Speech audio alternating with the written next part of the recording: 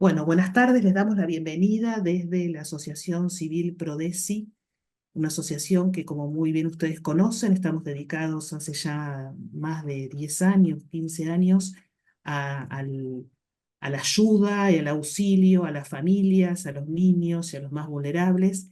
Y en esta ocasión hemos organizado este encuentro junto a otra asociación amiga que, tras la cordillera, diríamos, en Chile, se encuentran con muchísima profesionalidad haciendo tareas similares a las que hacemos en Prodesi, y a raíz de un encuentro que hemos tenido entre varias asociaciones de Latinoamérica hace un mes más o menos, nos dimos cuenta que había una problemática que nos atravesaba a todos en los diferentes países en los que estamos, y justamente Comunidad y Justicia, que es la asociación que hoy nos acompaña, ya hace un tiempo que tienen un camino recorrido en la experiencia de Chile. Nos dimos cuenta que, si bien cada país tiene su problemática particular por la legislación y la jurisprudencia y el modo en el que cada país ha recibido o tratado esta problemática, hay como elementos comunes que atraviesan más allá de las fronteras. Entonces, se nos ocurrió hacer este primer encuentro, porque seguramente vamos a tener más de uno, porque son varias las aristas que hay que analizar, no podemos agotar en un solo encuentro todos los problemas. Vamos entonces a tratar hoy dos cuestiones particulares en la experiencia de Chile, que son los aspectos jurídicos y los aspectos desde el punto de vista de la psicología. Entonces, sin demorarme más, le doy la palabra entonces, en primer lugar, al doctor Javier Mena. Te voy a pedir, Javier, que antes de explicarnos tu temática nos puedas hacer una breve presentación de Comunidad y Justicia, y paso entonces a presentarlo. Él es abogado, estudió Derecho en la Universidad de los Andes, diplomado en Derecho de la Infancia y magíster en Familia y Mediación por la Universidad de los Andes, es profesor de Ética en la Universidad Finisterra y se dedica al ejercicio profesional y la litigación estratégica en derechos de familia y derechos humanos en el área judicial de la Corporación Comunidad y Justicia. Bienvenido, Javier, te escuchamos. Muchas gracias, Débora. También muchas gracias a todos acá. Los saludo muy cordialmente y bueno, paso primero a describir qué es la Corporación Comunidad y Justicia. Débora ya adelantaba correctamente que estamos en Chile trabajando de la forma más profesional posible. em, Esta temática que es de la disforia de género. Pues bueno. Nuestra corporación, así como lo describe nuestro sitio web, es una organización sin fines de lucro, nace con el objetivo de defender y promover el respeto de los derechos humanos y el Estado de Derecho en Chile, desde la perspectiva de la doctrina social de la Iglesia. La tarea de la corporación está especialmente, pero no de forma exclusiva, centrada en la defensa del derecho a la vida, la integridad física y psíquica, de los derechos de la familia, la libertad de enseñanza, religión y conciencias. Aquí especialmente el derecho y deber preferente de los padres a educar a sus hijos y de la libertad del hombre, como decimos, de cualquier forma de esclavitud moderna.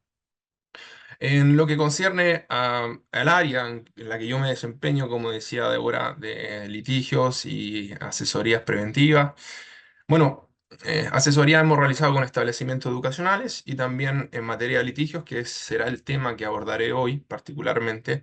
Hemos litigado sobre estos conflictos jurídicos en donde se opone el Estado a los padres y bueno, ahí se está trabando el conflicto, como dije, y nosotros hemos obrado en representación jurídica de los padres, ¿ya? En todos estos casos, ya sea los padres juntos, porque claro, están casados, o nos ha tocado incluso defender a un padre por sí solo o una madre por sí sola. Y bueno, eso podría decir por ahora respecto de lo que es comunidad y justicia. Si quieres paso a describir cómo ha sido esta experiencia en la práctica de los tribunales de Sí, justicia y cuál ha sí, sido la sí. problemática. Cómo no, muchas gracias. Bien, entonces, aquí, en lo que hemos visto en comunidad de justicia, hemos de decir que, como dije previamente,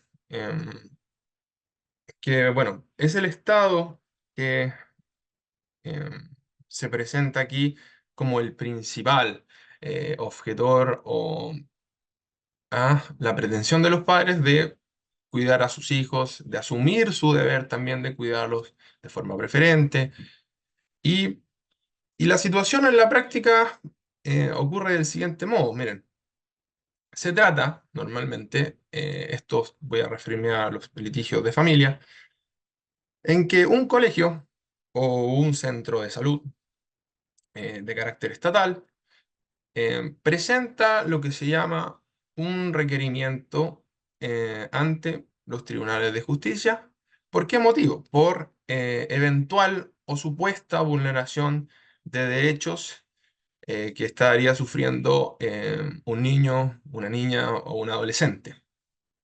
¿Cuál sería esa vulneración de derechos? Bueno, por ejemplo, no tratarlo con el nombre social. Por ejemplo, presentar dudas o cuestionar una transición social. Eh, ya, evidentemente, también sería una vulneración de derechos gravísima para el Estado. eh, Oponerse a cualquier tipo de transición hormonal y por supuesto, quirúrgica, que no sé si da el tiempo también para pronunciar sobre eso, y puede quizá hablar mejor otra persona que yo, pero es es el rechazo de los padres, fundado, no es arbitrario, por cierto, a todo tipo de transición en sus hijos. Sus hijos, en el colegio o en un centro de salud pública, hacen normalmente esta manifestación o declaran identificarse con un determinado género distinto de su sexo biológico, y ya que existe esta manifestación, esta declaración, se encienden de inmediato las alarmas y normalmente se conversa en primer lugar con los padres, otras veces no sucede eso y se presenta, como dije, esta denuncia o requerimiento en un tribunal de familia. Pues bien, en el tribunal de familia existe una ley que los regula, eh, y así también existe otra ley que se ha aplicado en la tramitación de estos juicios, que es la de garantía de la niñez, que ese es el nombre que asume coloquialmente, y por supuesto también tiene aplicación la Constitución y la Convención de los Derechos del Niño. Pues bien, aquí, en estos conflictos, voy a dar tres grandes ideas de lo que pasa, ¿no? Em, hemos tenido que asumir una estrategia. Esa es la primera idea que quiero decir. Hemos tenido que asumir una estrategia en la práctica, que es que debemos proponer, defendiendo a los padres, debemos proponer eh, una estrategia de acompañamiento, una estrategia de protección de vida al niño, al hijo, a la hija. Es decir, cuando se presenta este tipo de requerimiento en contra de los padres, por supuesto, vulneración de derechos. Em, lo primero que nosotros tenemos que asumir como equipo es que es una estrategia prudente. Vamos a llamarla de esa forma, es una estrategia prudente, ¿ya? Em, Aquí hasta tiene aplicación un poco lo que dice el Evangelio de ser manso como paloma y astuto como serpientes, porque toda propuesta que nosotros realizamos judicialmente es decir que los padres están trabajando actualmente de manera tal que no es posible decir que están vulnerando los derechos de sus hijos. ¿Por qué? Porque los padres, al enterarse de esta denuncia o de este requerimiento, se han, como se dice, movilizado. Han adoptado medios, han acudido, y acá hago el link con el aspecto psicológico, a profesionales de su confianza, los que realizarán lo que Carolina después desarrollará, una terapia exploratoria. ¿Ya? Esa terapia exploratoria, a modo genérico o general, lo que intenta hacer es despejar, investigar o indagar estas causas profundas, ¿no?, de esta disforia de género. Y hacerlo así, de forma prudente, con paciencia, dándole tiempo también al hijo. Entonces, todo esto que ocurre en sede psicológica, nosotros lo plasmamos en el tribunal. Es decir, presentado el requerimiento, nuestra principal defensa es como no es necesario, porque no hay vulneración grave, gravísima, que la familia, los papás y los niños sean derivados a un centro de salud mental pública o un programa de acompañamiento de identidad de género también perteneciente al Estado, porque los padres han adoptado las medidas necesarias, proporcionadas y por supuesto benéficas para su hijo, que están destinadas precisamente a su bienestar integral. Acá se utiliza el famoso principio del interés superior. Y claro, ese es el lenguaje que se tenemos que emplear jurídicamente. Entonces, recapitulando esta primera gran idea, vamos a asumir una estrategia prudencial, ¿ya? Vamos a pensar bien, vamos a trabajar con un equipo de psicólogos que no sean transafirmativos, es decir, van, como les dije, adoptan el enfoque de la terapia exploratoria, y así vamos a ir caminando en el juicio.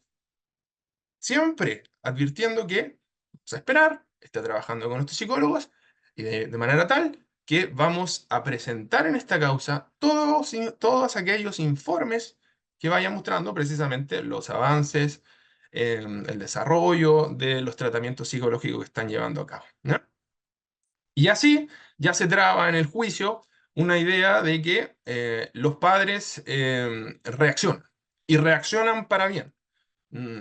Y así también nos evitamos normalmente un cierto prejuicio que se materializa, que es que se le acusa ya derechamente de ser transfóbicos o, o sin derecho también a probar que no lo son, se le acusa bueno, de una serie de palabras que no creo que dé el caso acá, pero hemos leído en estas causas cuestiones insólitas, a tal punto que incluso a los padres y a los psicólogos tratantes con esta terapia exploratoria se le ha acusado incluso de maltratadores de la esfera sexual o de abusadores sexuales. O sea, a ese nivel hemos llegado en la lectura de nuestras causas cuando nos enteramos em, claro, de los informes que emiten desde el Estado.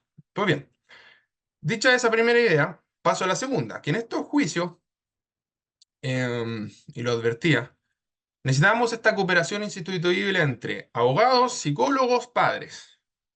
Ese es el triángulo. Y no se puede obviar. Es, como dije, instituible, es indispensable.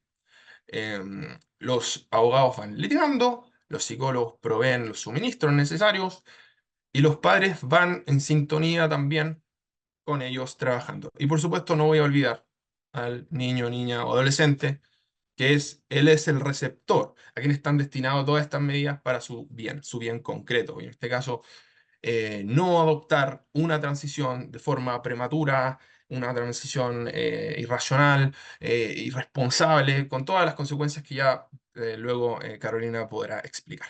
Y en tercer lugar, ya la tercera idea, quiero decir que em, en este camino, es decir, se le notifica el requerimiento, nosotros redactamos la contestación en el modo en que se rechaza esta denuncia, aclarar que se trata de un problema de naturaleza psicológica o de salud mental, manifestamos que la denuncia pierde todo sustento porque es innecesario e invasivo que el Estado se meta en esta esfera tan íntima e inviolable como puede ser el hogar. Y, por supuesto, es innecesario, invasivo y desproporcionado que esté ya adoptando decisiones, por ejemplo, sobre qué terapeuta particular debe atender a su hijo en esta materia, de la cual existe, desde luego, que una discusión y larga literatura. Luego también en este tipo de procedimientos, nosotros sostenemos que em, el enfoque exploratorio es el que más protege y respeta, defiende, promueve el interés superior de la niña, niña o adolescente, el hijo o la hija en concreto, y de tal manera que seguir judicializando el asunto o sobreintervenir al niño o a la niña con más terapeutas, bueno, va a precisamente generar un perjuicio en él o en ella, ¿ya? Entonces, lo que se trata acá es de decirle al Estado, en simple, usted, mírenos como padres adoptando estas medidas que estimamos que son las prudentes, las necesarias, y desde luego que responden a nuestras convicciones, y de tal manera que no intervenga más. Déjenos en este espacio, ejerciendo nuestro derecho, cumpliendo nuestros deberes, y nosotros daremos cuenta de ello si es necesario ante este tribunal. Luego, desde luego que hay una fase ya de cumplimiento de una eventual sentencia, donde uno también puede seguir aportando dichos informes. ¿Ya? Pues bien, em, unas cosas más que me gustaría agregar. Efectuada la notificación del requerimiento, se presenta esta contestación, también está la audiencia. Este procedimiento de familia consta de dos rápidamente, una preparatoria, otra de juicio y luego hay una fase de cumplimiento. Y en el tiempo en que uno prepara el juicio, claro, uno va dando cuenta también de una serie de problemáticas jurídicas, que es que quien asume en los casos que nosotros hemos visto, enfatizo, en los casos que nosotros hemos visto que claro, se designa un abogado, un abogado, perdón, en representación del menor de edad. Y lo que él hace normalmente es litigar siempre desde un enfoque transafirmativo, citando literatura jurídica o no jurídica, em, con el fin de sostener que cualquier enfoque transafirmativo siempre será beneficioso, debe primar por sobre cualquier consideración de los padres. Entonces, cuando yo les dije en un comienzo de que hay una notoria oposición del Estado o una incluso persecución del Estado, se manifiesta en esto, que hay abogados pertenecientes al Estado que litigan supuestamente en beneficio, en los casos que hemos visto de los niños, niñas y adolescentes, y claro, su postura es esa. Los papás deben dejar de ser retrógrados, deben dejar de ser transfóbicos, deben dejar de ser vulneradores de derechos y por lo tanto deben asumir estas premisas y ingresar a un programa, por ejemplo, de acompañamiento de identidad de género, el famoso PAIG, que luego se podrá explorar y conocer más en otra de estas charlas. Pero al final del día, también uno se da cuenta que estos representantes, en los casos que nosotros hemos visto, desconocen, pero desconocen ya a un nivel increíble y muy profundo, cuál es la verdadera situación del adolescente o del niño. Y lo digo muy en serio, porque normalmente se sustentan sus peticiones o su postura en una mera conversación telefónica o en un solo informe que se redactó en una sesión que habrá emitido el profesional del colegio o del centro médico de salud estatal. Y a partir de eso generan toda o crean este edificio eh, frente al cual, claro, nosotros sostenemos que hay un desconocimiento de parte de estos profesionales de lo que verdaderamente está pasando. Y por cierto, también señalamos en los casos que hemos visto que solo lo que estimen los padres y lo que las psicólogas tratantes particulares vean es aquello que responde verdaderamente a las necesidades y al bien del menor de edad.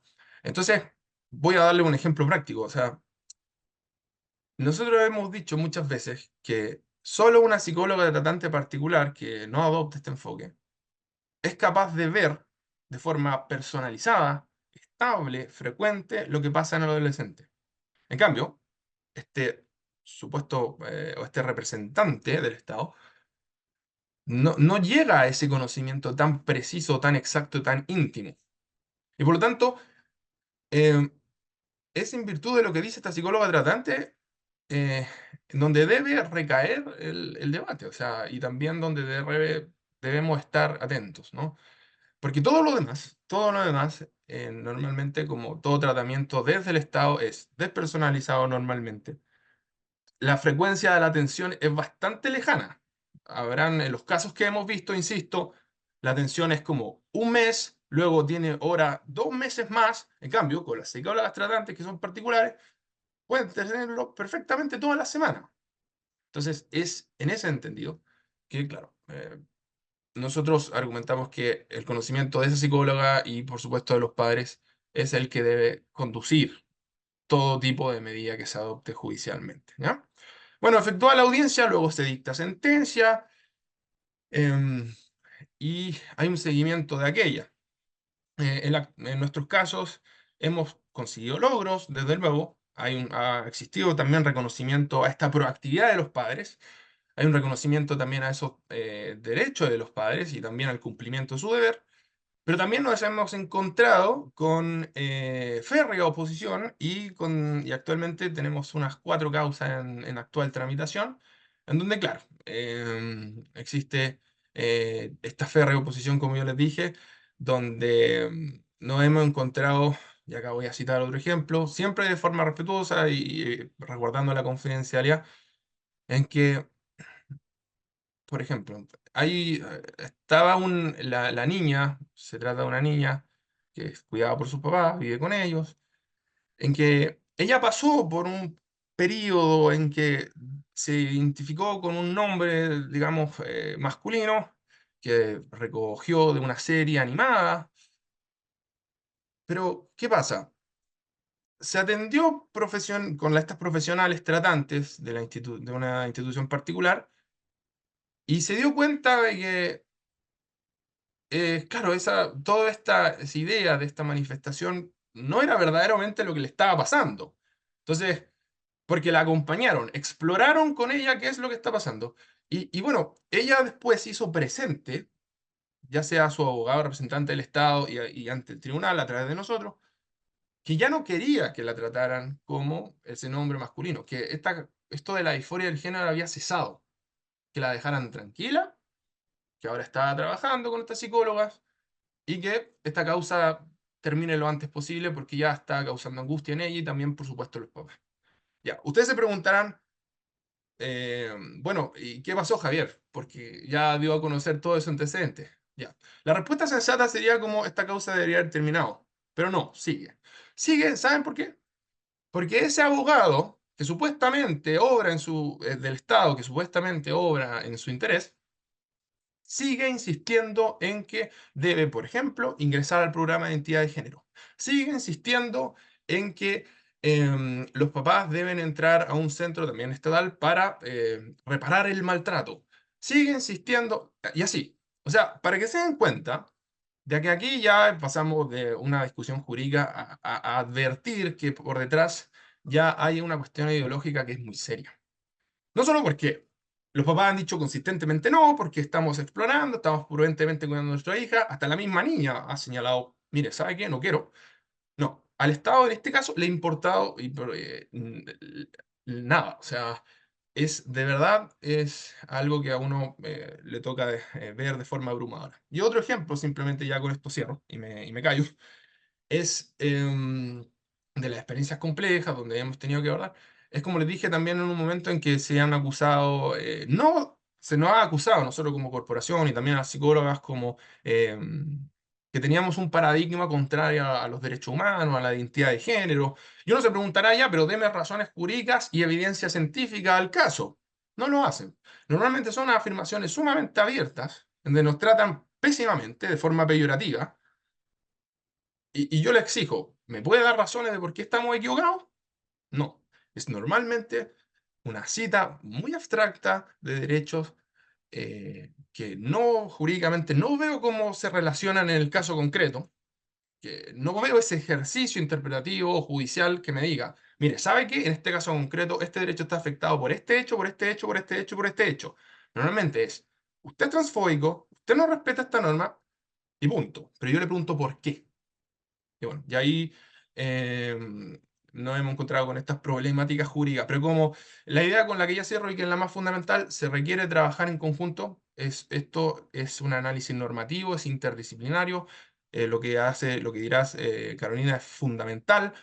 Y solo así podremos velar por la niña, y por supuesto también por lo que digan y consideren los padres de forma fundada. Ah, y advertir, por supuesto. Siempre sale esta objeción cuando comento esto. Ya, pero Javier, ¿qué pasa con el padre maltratador o con el padre efectivamente que ha sido condenado judicialmente? Bueno, yo advierto que para efecto no nos ha tocado ver un caso así de esa naturaleza. No nos hemos encontrado con un padre que, no sé, haya tenido antecedentes de otra materia. Por lo tanto, cualquier opinión que pueda emitir al respecto sería fuera de la experiencia que nos ha tocado ver. Y bueno, solo advertir eso. Quizás después lo pueda desarrollar un poco más. Gracias. Muchas gracias, Javier, clarísimo. Al escucharte casi te diría que no hay diferencia con Argentina. Todo lo que has descrito, quizás en alguna cuestión, en la diferencia de la ley, o bueno, aquí lo que estamos viendo es que esto se inicia más desde el ataque, desde los colegios, desde las escuelas, y no directamente en el Poder Judicial, aunque el Poder Judicial también lamentablemente en Argentina está también en esta ideologización, ¿no? Pero Ujú. bueno, agradezco muchísimo tu explicación. Vamos a dejar las preguntas para después, ¿eh? Y voy a dar paso entonces ahora a Carolina Barriga. Ella es psicóloga de la Universidad de los Andes, magíster en Psicología Integral de la Persona por la Universidad Finisterre, diplomada en Pedagogía en Ciencias de la Salud por la misma universidad, es miembro y fue vicepresidenta de la Asociación de Psicología Integral de la Persona, que busca fundamentar la práctica clínica de la psicología desde los principios de la filosofía tomista. Hoy es directora de la Escuela de Psicología de la Universidad Finisterre y ejerce como psicóloga. Vale la pena decir que Comunidad y Justicia ha hecho un material muy importante sobre la temática que se llama la cuestión trans, donde ahí ustedes abordan todas las aristas que este problema tiene y ahí yo pude escuchar a Carolina sobre todo en su exposición que hizo en un conversatorio también que hicieron entre ustedes, y ella es una especialista en el análisis de lo que sucede en el desarrollo del niño y del adolescente, y un poco la pregunta que te hacíamos, Carolina, por lo cual te pedíamos tu exposición, es que nos puedas explicar, para los que no sabemos psicología, cuál es la diferencia, ¿no es cierto?, entre estas dos formas de terapia, que es la terapia que se llama afirmativa o la terapia exploratoria. Bueno, bienvenida y muchas gracias por tu disponibilidad. No, muchas gracias. Se escucha bien, ¿verdad? Muy bien. Porque no sé si tengo buena señal, ¿sí? Bien. Sí, sí, muy bien. Bueno, en primer lugar, muchas gracias por invitarme. Yo también voy a tratar de ser igual de clara y de breve que Javier.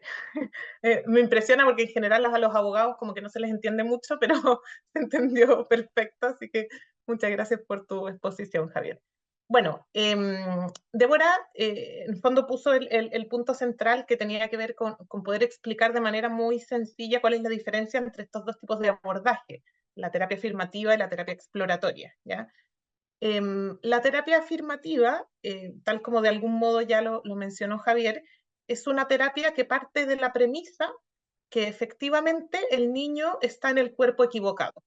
Y por lo tanto, todas las intervenciones que hace van en favor de un tránsito que en general tiene un cierto recorrido. O sea, parte por el tránsito social, que lo llamen de otra manera, vestirse de otra manera, ¿verdad? Eh, y el uso de los pronombres, todo esto. Y en general, esto va avanzando hacia intervenciones que inicialmente son hormonales, pero más bien como de una especie de detención del desarrollo, y después empiezan las hormonas cruzadas y muchas veces esto termina en cirugía. Entonces es como un recorrido que en realidad suele ser bastante lineal, y la terapia afirmativa de algún modo acompaña todo este proceso, ¿ya? Voy a decir solamente eso así de manera muy sintética. La terapia exploratoria en realidad es divertido porque hemos tenido que ponerle un nombre a la terapia, a la terapia que es terapia, digamos, lo que siempre ha sido la terapia, ¿verdad? Cualquier terapia, en realidad da lo mismo la problemática que traiga el paciente, es de por sí exploratoria. Es decir, cualquier paciente al que yo trate con un mínimo de interés y de dignidad, cuando llega y manifiesta cualquier tipo de dificultad, yo precisamente como psicólogo lo primero que tengo que hacer es explorar, es decir, entender qué le está pasando a esa persona, por qué siente lo que está sintiendo, qué circunstancias acompañan esto, qué comorbilidades pueden haber, es decir, otras dificultades que se dan de manera paralela y que puedan estar entrelazadas con el motivo de consulta. Es decir, terapia exploratoria, que hoy día se le llama a esta terapia común y corriente, en el fondo a la terapia de sentido común, ¿verdad?, que se aplica con los niños que tienen disforia de género, es simplemente la aplicación de lo que la terapia ha sido y es en cualquier otro motivo de consulta, ¿ya? Pero ha habido que ponerle este nombre precisamente para poder marcar la diferencia con esta terapia, que es bien insólita además la terapia afirmativa, porque en cualquier otro motivo de consulta ante cualquier otra dificultad psicológica, afectiva, malestar, jamás el psicólogo puede partir desde una conclusión, desde una premisa ya resuelta. Es decir, si la persona, no sé, llega a consultar porque se siente, no sé, triste, yo no puedo partir diciendo, sí, mire, es que usted es triste. Es así, entonces lo que hay que hacer es asumirlo. Entonces, bueno, vamos haciendo modificaciones en el entorno o donde sea, porque esto es así. Esa es como la contraintuición de un psicólogo, ¿verdad? Bueno, dicho esto, para poder explicar un poquitito más por qué, a mi parecer, como psicóloga clínica y como académica, que enseño hace muchos años psicología del desarrollo, por qué, además del sentido común, parece que la terapia exploratoria es una mejor opción para los niños, ¿ya? Voy a decir muy brevemente algo que tiene que ver justamente con la psicología del desarrollo, es decir, entender cómo se gesta en el proceso de un niño una disforia de género, para precisamente poder fundamentar cuál es la utilidad de una terapia exploratoria, ¿ya? Voy a tratar de hacerlo de manera muy breve y muy sencilla.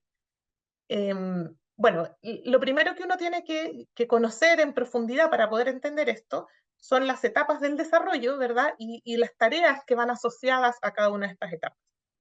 El desarrollo tiene tareas asociadas a muchos ámbitos de la persona, es decir, no solo en cuanto a su desarrollo psicosexual, sino que hay tareas asociadas al desarrollo social, afectivo, cognitivo, biológico. El ser humano es un ser muy complejo, ¿verdad? Que tiene muchas dimensiones. Y el desarrollo psicosexual es una de estas dimensiones. No es la persona, sino que es una dimensión de la persona. Y en ese sentido, el desarrollo psicosexual se comporta del mismo modo que muchas otras áreas del desarrollo y de la persona, y es que va madurando y que tiene etapas y tareas. Y en cuanto que tiene etapas y tareas, estas pueden ser resueltas de manera fácil, rápida por el niño, o puede encontrarse con dificultades en el proceso, ¿ya? Esto también para un psicólogo del desarrollo es sentido común, digamos. Y nuevamente estamos aplicando simplemente la misma regla para un área que es una más de todas nuestras áreas, ¿verdad? Que nos constituyen. Entonces, así como por ejemplo un niño que entra en la etapa preescolar, que tiene 2 años, 3 años, va a tener, por ejemplo, una tarea psicosocial que tiene que ver con la autonomía. Entonces, los niños a esa edad tienen una tarea, ¿verdad?, psicosocial que Erikson llamaba precisamente el logro de la autonomía, que tiene que ver con, de algún modo, individuarse, sentirse más grande, ¿verdad?, salir como de esta dependencia del bebé, del lactante, y poder afirmarse a sí mismo, empezar a conocerse, lo que el psicoanálisis llama la constitución del yo, es decir, de hecho el niño empieza a decir palabras como yo solo, ¿verdad?, o esto no, y todas esas son manifestaciones de que hay una tarea que está en desarrollo, que es una tarea psicológica, digamos, y que tiene que ver precisamente con estas primeras sensaciones de ser autónomo, ¿ya? Eso, que es una tarea conocida por cualquier psicólogo, puede resolverse de manera fácil o difícil.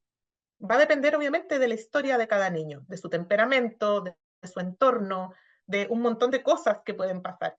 Entonces, van a haber niños que a los 2 o 3 años logran efectivamente asumir una actitud mucho más autónoma respecto a sus figuras de apego, principalmente de la mamá, pero van a haber niños que a lo mejor no les va a ser tan fácil, ¿verdad? Y se van a quedar en una actitud mucho más dependiente, por ejemplo. ¿Ya? Eso es algo que un psicólogo infantil observa todo el tiempo. Obviamente, no tendría ningún sentido, ¿verdad?, que un psicólogo llegara y dijera, bueno, dado que el niño no quiere separarse de su madre, entonces hay que asumir que este niño es así, ¿verdad?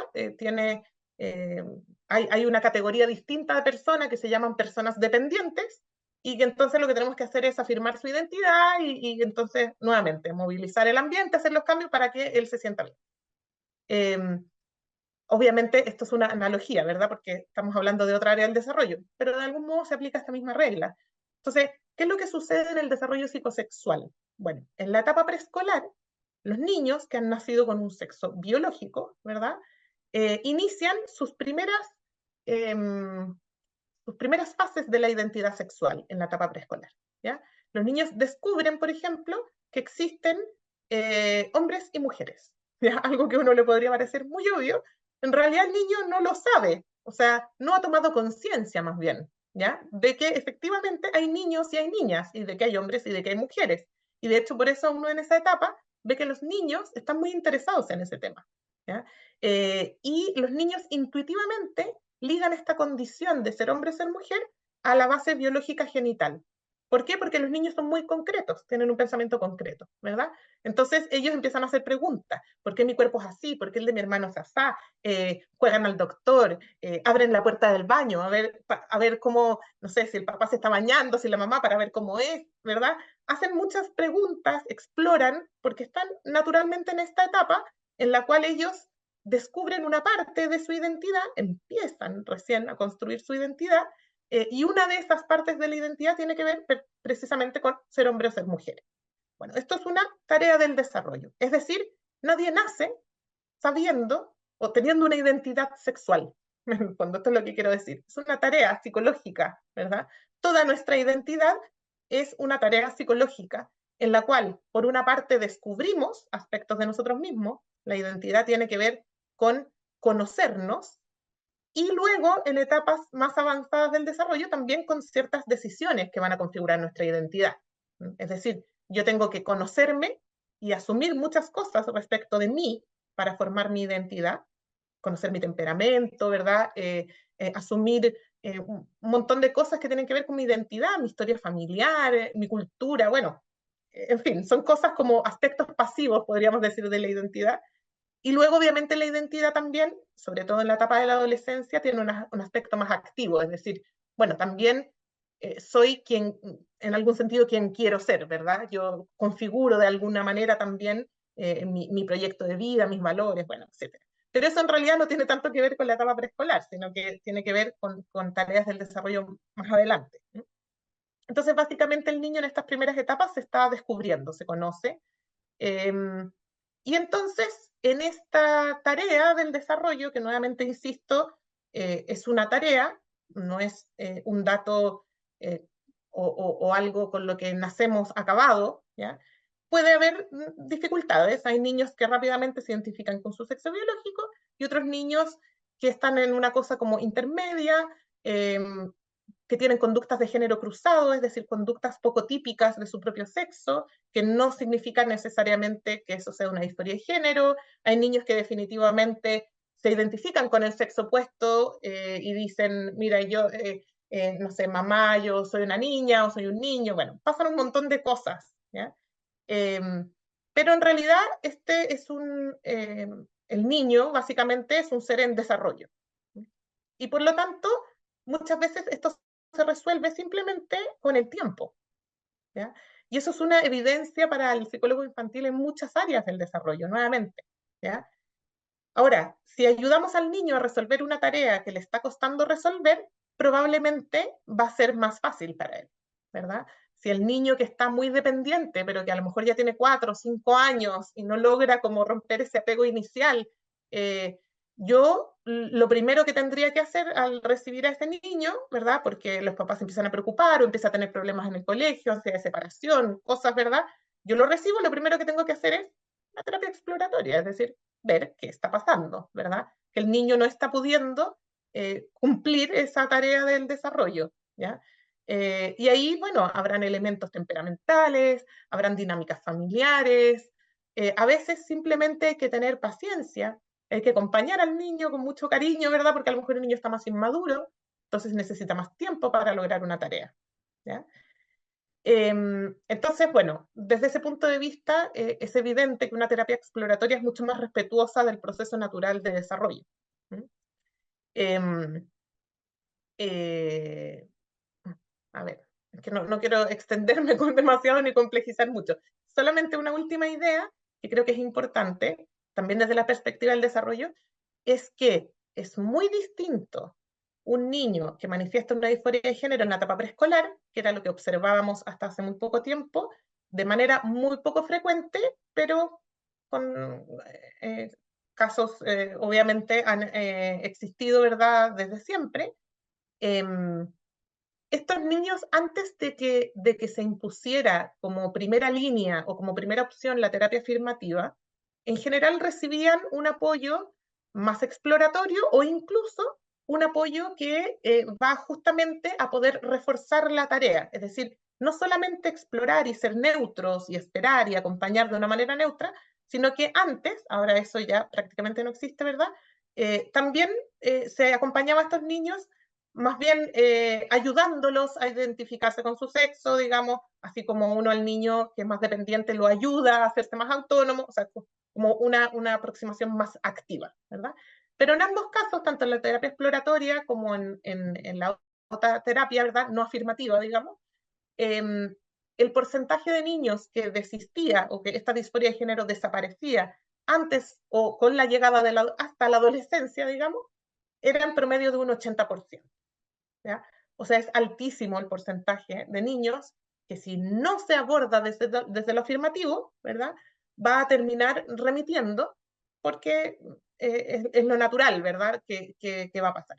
Hay un porcentaje de niños en que al llegar a la adolescencia esto no ha remitido y obviamente ahí hay que ver cada caso, ¿verdad? Ver por qué, a lo mejor va a haber casos en que nunca va a remitir, ¿verdad? Y bueno, ahí hay que acompañar a la persona de la mejor manera posible, ¿verdad? Para que tenga la vida más plena posible. También, obviamente, guardando las diferencias, pero vuelvo a la analogía del tema autonomía y dependencia. Un niño que le está costando ser autónomo puede, luego llegada a la etapa adulta, desarrollar una personalidad dependiente o un trastorno de personalidad dependiente, ¿verdad? No hay una garantía de que necesariamente eso se vaya a resolver, ¿eh? Pero obviamente con la ayuda adecuada las posibilidades de que eso persevere hasta la edad adulta son bajas.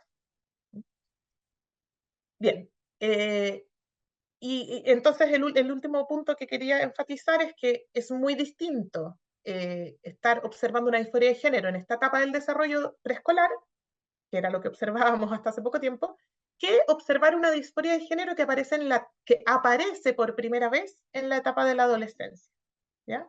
Como fenómeno del desarrollo es algo diverso, porque las tareas del desarrollo son distintas a los 2 años que a los 12 o a los 15 o a los 18, ¿ya? Entonces, a esto se le dice como un gran saco, ¿verdad? Disforia de género. Pero psicológicamente, la verdad es que son dos fenómenos que comparten cosas, pero también son muy distintos, ¿ya?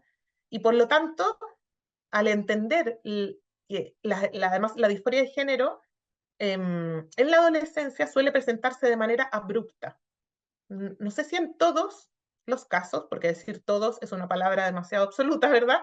En todos los casos que yo conozco, sí, y probablemente en la mayoría. Entonces, aparece de manera abrupta y avanza muy rápido. Los adolescentes quieren tomar, en el fondo, medidas rápidamente, el ambiente se moviliza mucho. En ese sentido, es bastante distinto a lo que pasa en la etapa preescolar. Y obviamente, dado que el niño está en una etapa del desarrollo distinta, con tareas distintas, solamente lo que quiero decir es que hay que conocer bien esto como para abordarlo de manera diversa, porque estamos frente a dos fenómenos que tienen varias diferencias. No me voy a meter ahora a explicar la etapa de la adolescencia, pero sí a marcar el punto y creo que es importante en el abordaje psicológico hacer esta distinción.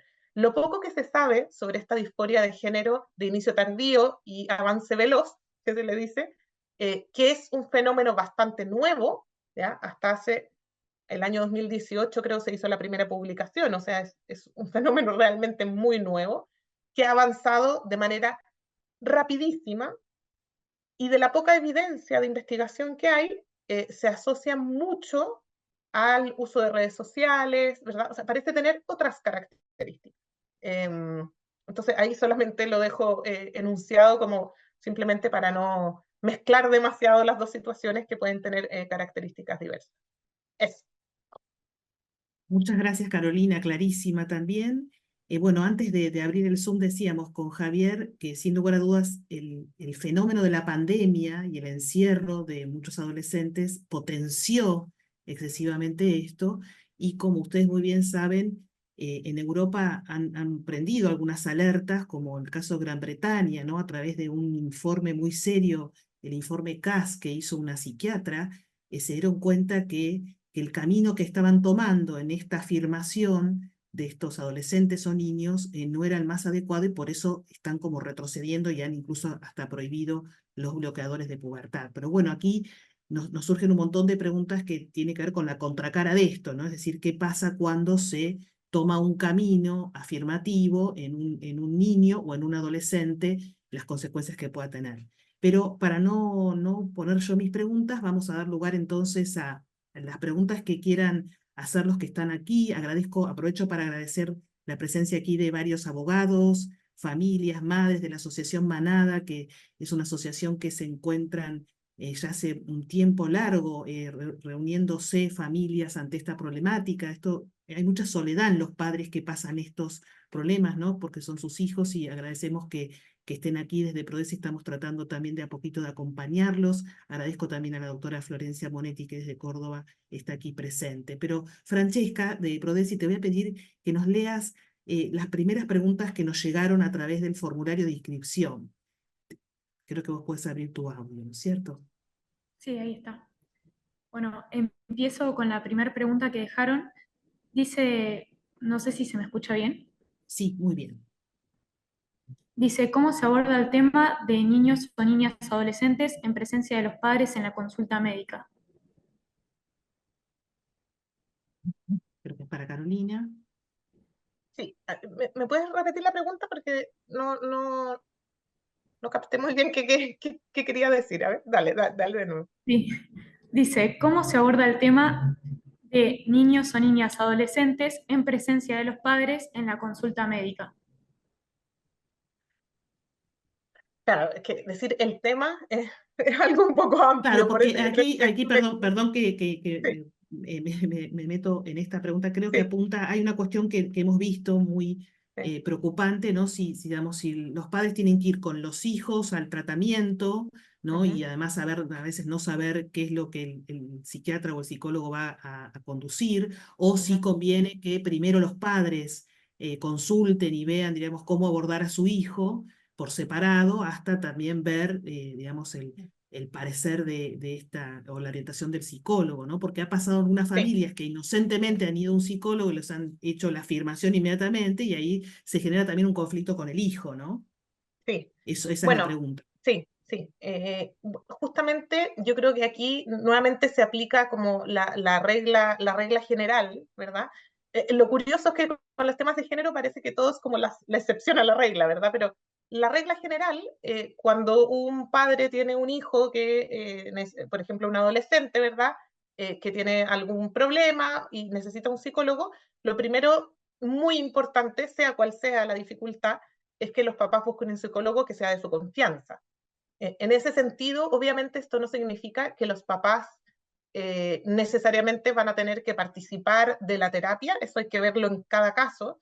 En general con los adolescentes se hace participar a los papás, pero en qué medida participen va a depender mucho de cada caso. O sea, el psicólogo ahí tiene que formar este vínculo con el adolescente, ir regulando la participación de los padres en beneficio del propio adolescente, digamos, y de su proceso, ¿ya? Ahora, yo creo que cualquier papá que tenga un hijo que necesita un psicólogo, primero tiene que saber cuál es la línea de ese psicólogo. O sea, esto es lo ideal, obviamente. Sé que no todos tienen la posibilidad, pero eh, hay que buscar un psicólogo, porque en realidad, más allá del tema del género, todos los temas psicológicos son temas delicados y de algún modo se entrecruzan con un sentido de vida, con una visión de persona. Entonces, llevar al hijo a un psicólogo que no conozco, que no sé cuál es su postura, si comparte una misma visión con la familia, es muy complejo. O sea, desde ese punto de vista, obviamente se puede recomendar que los papás tengan una reunión con el psicólogo antes, que no significa una primera sesión de terapia, sino que simplemente no tiene por qué ser una sesión, puede ser o que alguien me lo recomiende o una llamada telefónica, pero los papás que puedan confiar en el psicólogo que están tomando para su hijo, en general me parece importantísimo. Ahora, ya cuando inicia la terapia, efectivamente, en cualquier terapia con adolescentes, siempre el tema de cuánto hacer participar a los papás es un tema, ¿verdad? Y uno lo va evaluando según cada caso. A veces es necesario que los papás estén más presentes y otras veces para que se pueda formar bien el vínculo y resguardar la confidencialidad del adolescente se hace participar menos a los papás. los papás nunca están absolutamente fuera, digamos, de la terapia, nunca, cuando el niño es menor de edad. O sea, siempre hay sesiones con los padres, a veces en conjunto con el adolescente, a veces por separado. Obviamente eso se habla con el adolescente, mira, yo voy a hablar con tus papás, les voy a decir esto, ¿te parece bien? Y obviamente uno lo maneja, digamos, pero en realidad son criterios generales para la terapia con el adolescente. Yo no hago terapia adolescente, encuentro que es súper desafiante, pero los que son especialistas en adolescentes se manejan en esto muy bien, y obviamente siempre es delicado, ¿verdad? Cuánto involucrar a los padres, porque la adolescencia es una etapa que naturalmente también el adolescente suele querer tomar cierta distancia de los padres, mantener su intimidad muy resguardada.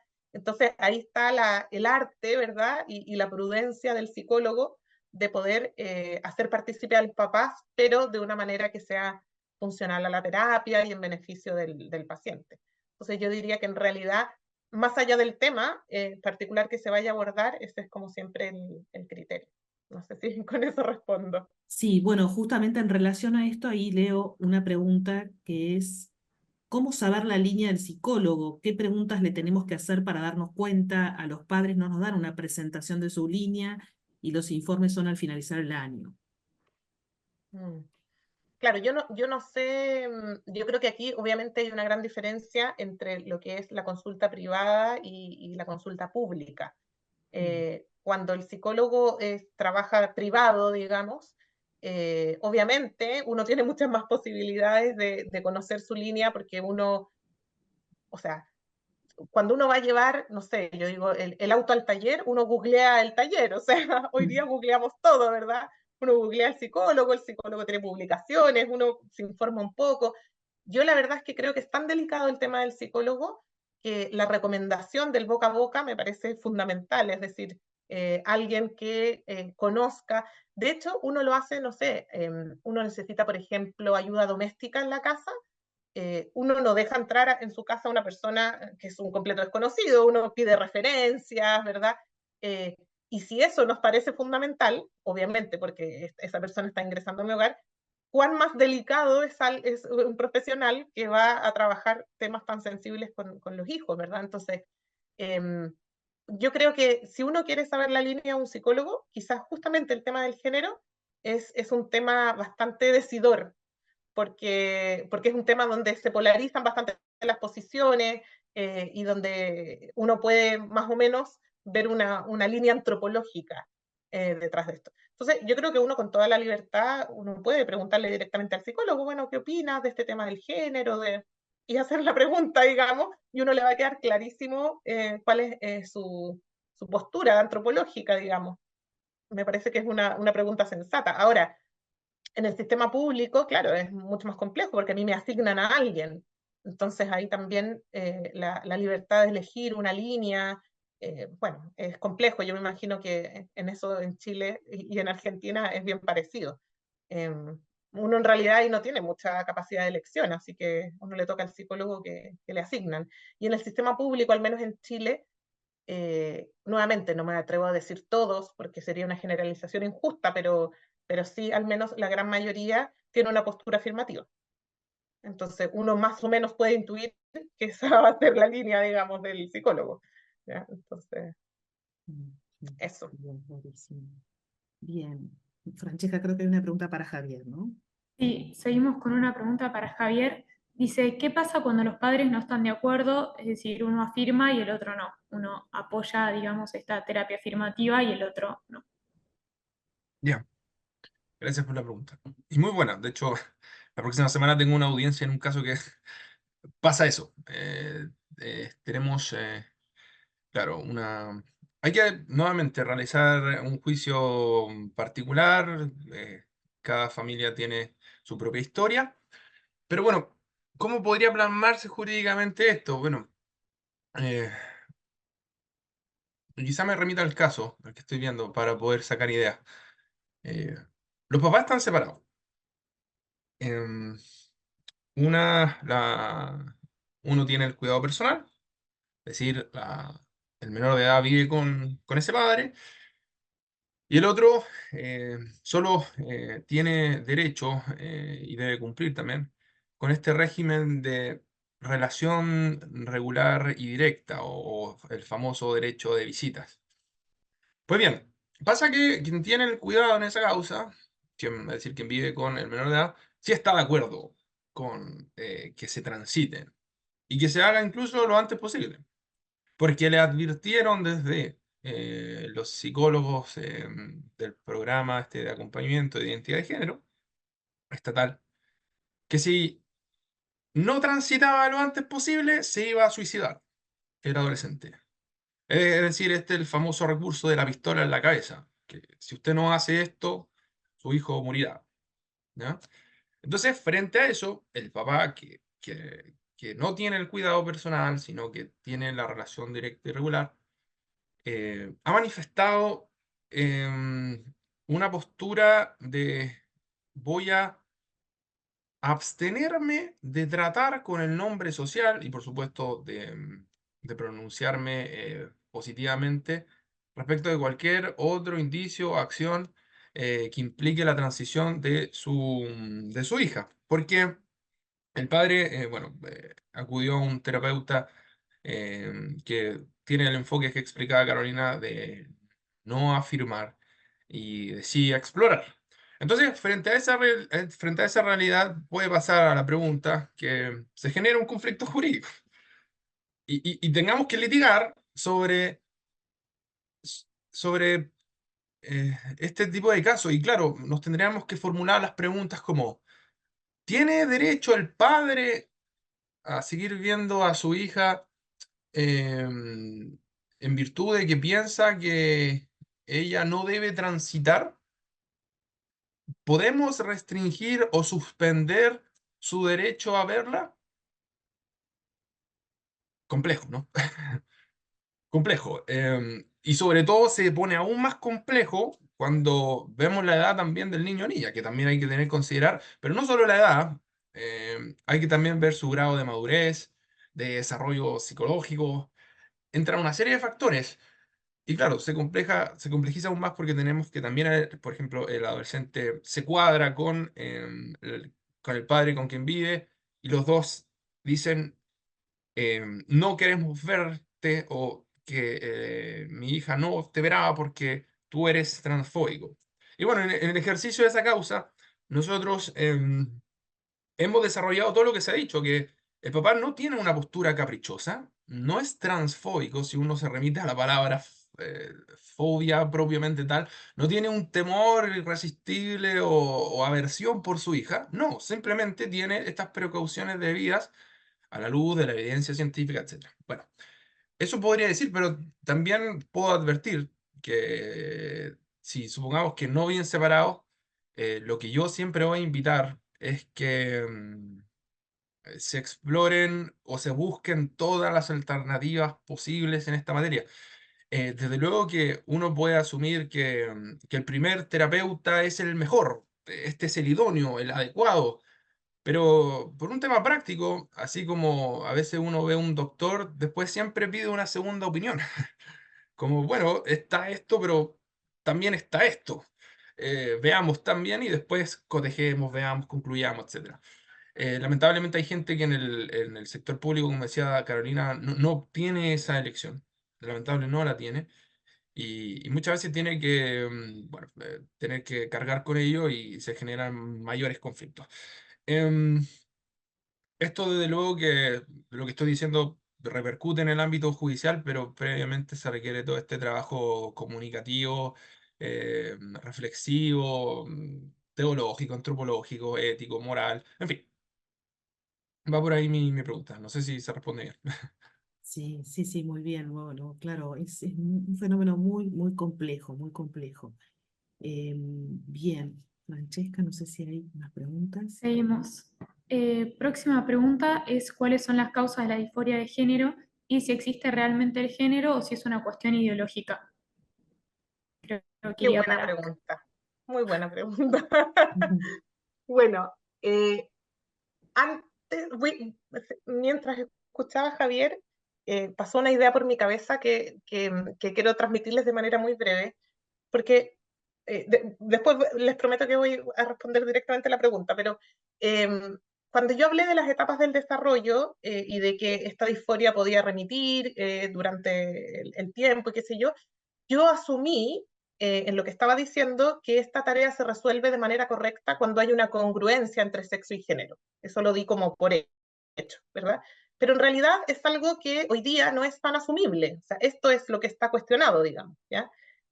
Ahora es bien curioso porque desde el punto de vista psicológico no hay en realidad ningún fundamento para dudar de que la tarea bien resuelta es precisamente la congruencia, por una simple razón, porque esto es parte de la identidad sexual, ¿verdad?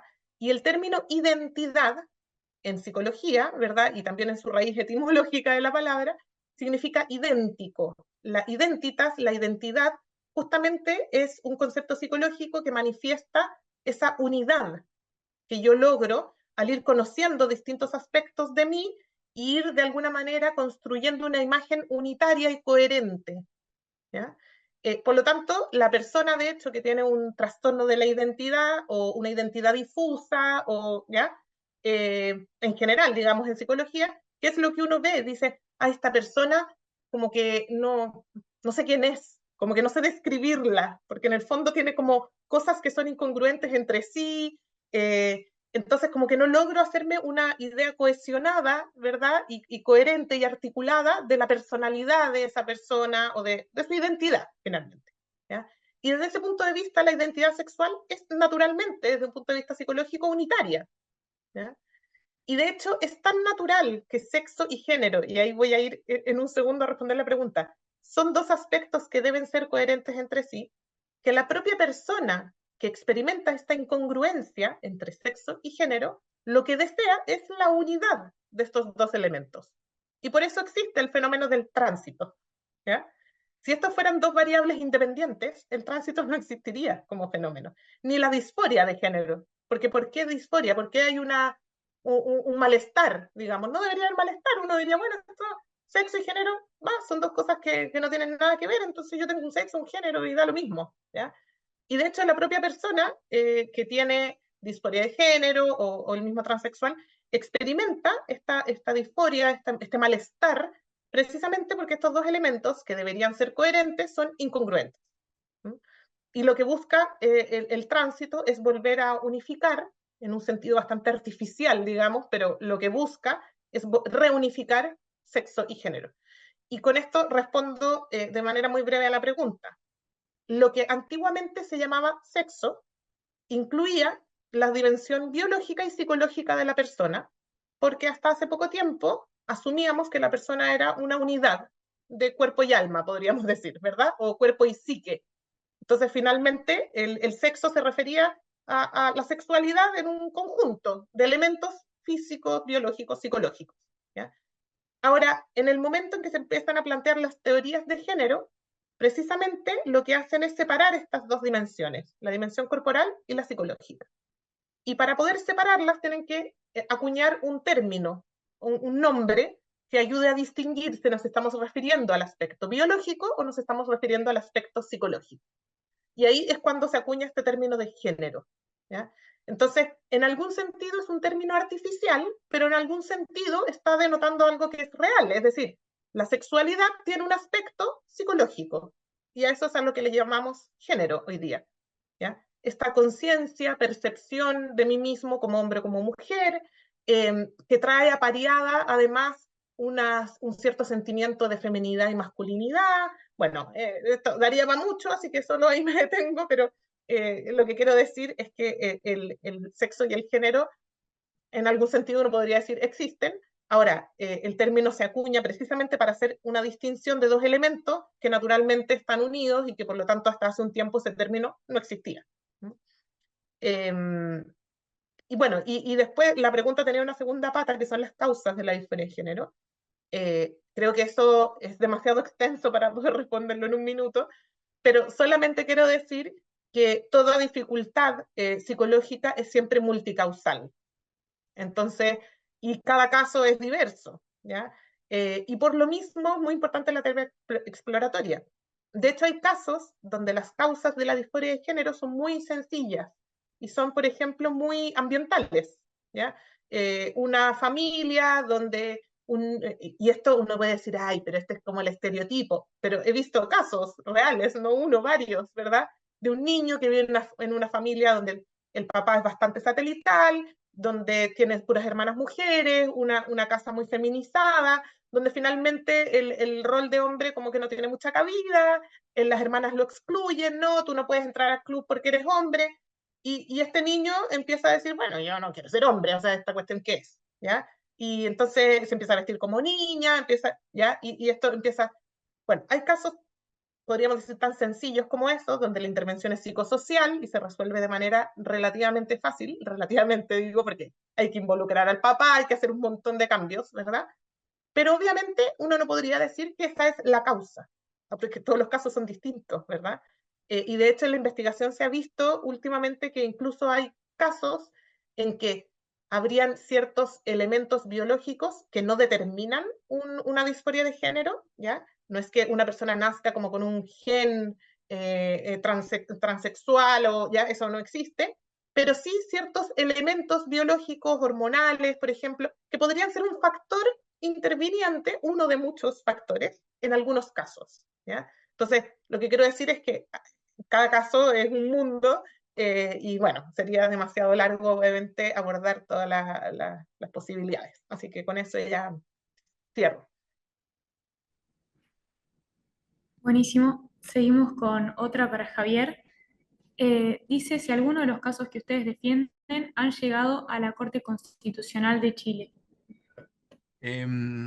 No, hasta ahora lo más lejos ha sido la Corte de Apelaciones, que está jerárquicamente justo abajo de la Suprema. Tampoco hemos llegado al Tribunal Constitucional, que precisamente conoce este tipo de materia.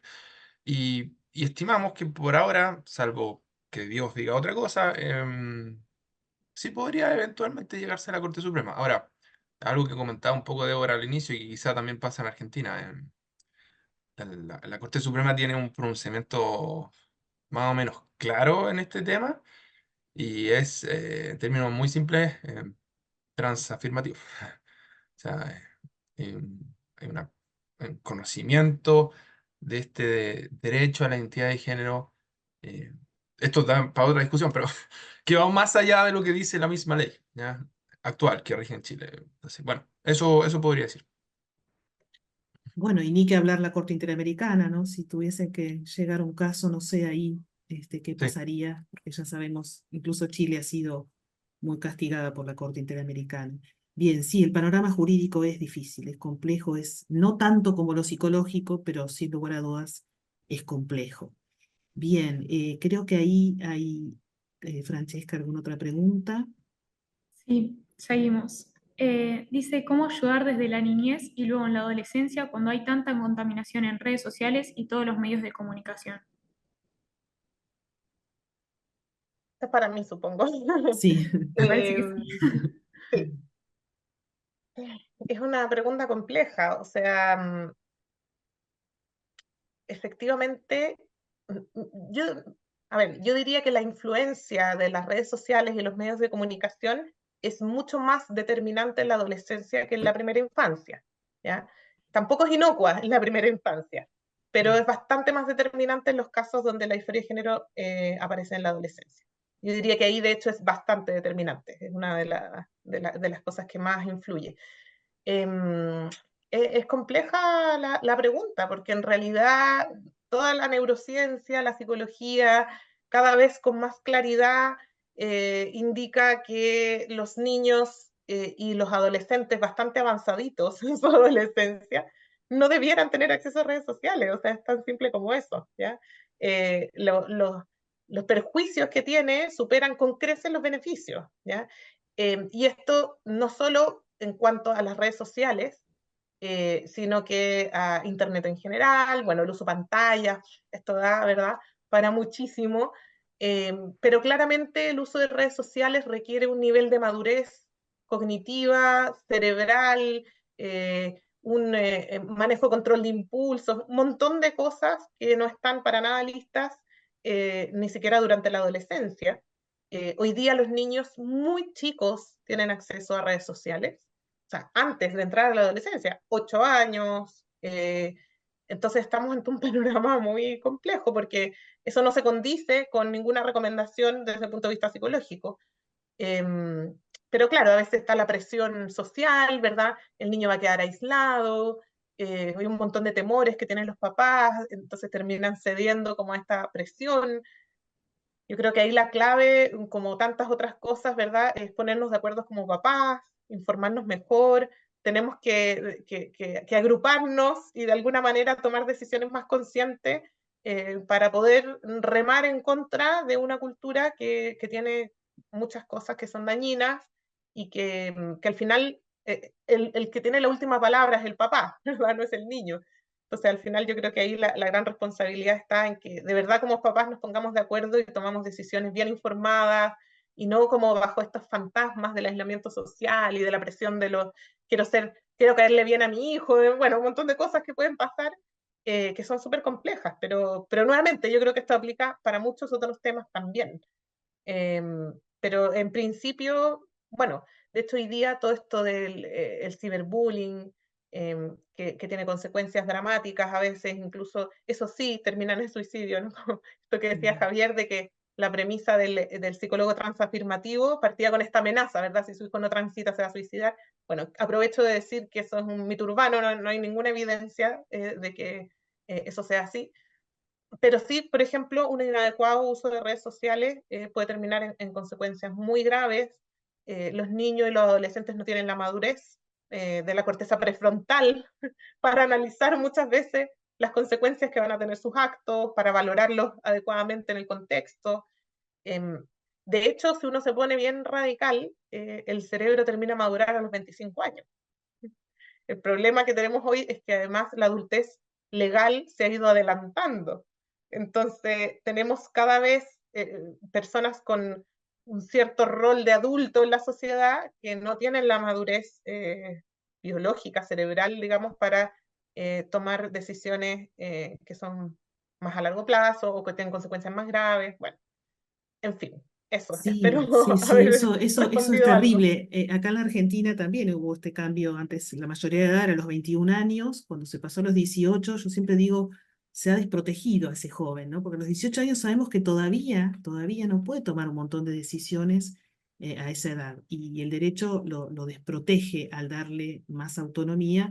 Bueno, y ni que hablar cuando se les da autonomía antes de esa edad, como es Sí. el criterio de la Yo autonomía. hablaba de eso con mis estudiantes de psicología el otro día, y Mm. entonces los estudiantes me decían, pero profe, entonces, ¿por qué adelantaron la mayoría de edad? Entonces yo le dije, miren, yo lo único que Mm. les puedo asegurar es que no consultaron con ningún psicólogo. O sea, claramente las razones fueron distintas, habrá sido política, no tengo idea, pero no fueron por razones de psicología del desarrollo, por lo menos no. Así que eso. Sí, sí, es verdad, muy, muy interesante ese tema de analizar. Bien, Francesca. Bueno, seguimos. Mm. Leo una de las preguntas del chat para Javier. ¿Ya? Dice, fui demandada penalmente por la psicóloga del colegio y también me hicieron una causa por la guarda de mi hija por oponerme al adoctrinamiento de género. Mi hija revirtió la situación de género. ¿Qué acción judicial puedo tomar en contra del colegio? ¿Mala praxis, daños y perjuicios o qué sugieren? Bien. No sé si asumir. Me imagino que será un caso argentino. O Sí, sí, es porque. un caso argentino, sí, sí, que estamos analizando qué hacer. Ya, perfecto. Bueno, lo que puedo decir a través de mis conocimientos, digamos, generales del derecho, porque desconozco honestamente normas particulares del ordenamiento jurídico argentino. Bueno, si fuiste demandada penalmente por la psicóloga y le hicieron una causa por el cuidado de tu hija y todo esto se revirtió, me imagino que dichas causas también concluyeron, hubo sentencia definitiva, se presentaron los recursos, se resolvieron, etcétera. Pero bueno, si pasó todo eso y quedó en como conclusión jurídica y fáctica que jamás cometiste, digamos, un acto contrario a los derechos de tu hija, bueno, uno sí puede asumir ahora la ofensiva, ¿no? Y atacar, judicialmente avalando. Desconozco las acciones concretas del ordenamiento jurídico argentino, como dije, pero ahora bien, no sé si constitucional o administrativamente hablando tendrán acciones que podrán utilizar o emplear. Acá en Chile existen como la acción de protección constitucional, los famosos recursos de protección. Em, También me gustaría pronunciarme sobre esto, si hubo mala praxis o daños o perjuicios. Bueno, acá en Chile se utiliza la famosa acción, bueno, de indemnización de perjuicio. En este caso vamos a ver qué tipo de daño habrá, me imagino que moral. Eh, y también, desde luego que si respecto de tu hija le causaron algún perjuicio, como dices, y que pueda ser fehacientemente acreditado con algún medio de prueba, por ejemplo, algún informe pericial o, bueno, se invita a presentar una acción de tal naturaleza, acreditando muy bien que hubo un daño, que ese daño se produce respecto de la acción del colegio, del Estado, etcétera. Y esto, y claro, toda esa argumentación jurídica que uno puede dar, yo creo que podría prosperar, pero sí se requiere una buena carga probatoria, digamos. Eso podría decirte desde mi ignorancia como dije, de las normas argentinas. Mm. Muchas gracias, Javier. Sí, sí, la cuestión de la prueba es fundamental, ¿no? En este tema y obviamente caso por caso. Bien, una pregunta que nos han llegado también y los comentarios es, yo no sé cómo es en Chile la educación sexual en la escuela. Acá se llama educación sexual integral y qué relación habría entre este fenómeno que ha aumentado en los jóvenes y la práctica escolar en lo que se les enseña sobre el tema de la sexualidad. No sé, cualquiera de los dos. Creo que vos, Javier, tenés hijos también, así que quizás también tu experiencia nos podés contar, porque acá ha sido muy determinante cómo se ha adoctrinado a los niños y a los jóvenes en educación sexual en todas las materias, de manera transversal, ¿no? De manera abusiva por parte de muchos docentes, que los ha confundido a muchos jóvenes y niños. Entonces, quisiera saber cómo es en Chile. Bueno, quizá Carolina ahí sepa mucho más, pero yo voy a decir brevemente que efectivamente está la ESI, la educación sexual integral, y solo lo dejo como comentario, no existe ninguna ley expresamente y concretamente hablando que autorice un tipo de educación de esa naturaleza. Mm, Entonces, todo lo que se ha trabajado en esta materia en Chile siempre ha sido bajo la ley, contra la ley, más allá de la ley, a través de mm, series de resoluciones o actos administrativos, o ni siquiera actos administrativos, a veces son meros documentos de orientación. Eso. mm, Sí, yo efectivamente, tal como dice Javier, tenía entendido de que si bien en Chile se está intentando tramitar la ley ESI, no ha tenido éxito mm, hasta el momento, y lo cual no significa que no se aplique en muchos establecimientos, pero tal como decía Javier, es como por resorte propio, los establecimientos públicos no tan propio, digamos, sino que más bien ciertas circulares que dan como ciertas recomendaciones, pero claro, los colegios públicos asumen esas recomendaciones en su totalidad. Muchos colegios privados los asumen por temor, porque no entienden que una circular no es una ley. Entonces creen que si no, después van a tener acciones legales en contra y terminan aplicando cosas muy probablemente que tampoco las entienden mucho. Entonces, bueno, para resguardarse, yo diría que hay algunos colegios privados que sí tienen una postura más clara contra las terapias afirmativas y todo esto, que se han informado un poco más, acuden a Comunidad y Justicia, por ejemplo, ¿verdad? A pedir mm, orientación, y de esa manera, claro, como en Chile esto todavía no es ley, hay espacio un poquito para la libertad de educación sexual. Eh, pero como yo decía, eso no significa que de hecho no se haga muchas veces. ¿Ya? Hay material educativo en muchos establecimientos, principalmente público, pero no solo público, que son la ESI, o sea, no hay ninguna diferencia en la práctica. mm. Y desde ese punto de vista, obviamente, eso que ustedes han venido observando en Argentina, quizá no de manera tan masiva y sistemática, pero también sucede acá en Chile. Bien, y ahí, Carolina, aprovecho a preguntarte desde lo psicológico cómo puede influir Ujú. que un docente, porque una cosa es que los chicos lean en las redes o sus compañeros, a que un docente les diga, bueno, ustedes no nacen ni varón ni mujer, tienen que decidir, es decir, eso en la psiquis de un niño, de un adolescente, puede ser determinante. Sí, muy determinante. Yo diría que esto tiene dos efectos principales, esta educación tipo ESI, voy a decir, porque aquí Mm, no es ESI. El primer efecto que tiene es la erotización de la infancia, digamos, o sea, que no tiene que ver tan directamente con la identidad sexual, sino que la erotización en general. Y una erotización, cuando digo erotización, no es sexualización, porque somos seres sexuados toda la vida, sino que de una aproximación genital adulta, inadecuada, digamos, para la etapa del desarrollo. em, te, Creo que una de las cosas que vulnera muchísimo es el tema del pudor. Y, esto es muy grave porque el pudor es un resguardo natural para el niño. Entonces, cuando para un niño ver los genitales de un adulto se normaliza, queda desprotegido frente a una acción abusiva, bueno, en fin, esto es súper complejo. Desde ese punto de vista creo que es grave.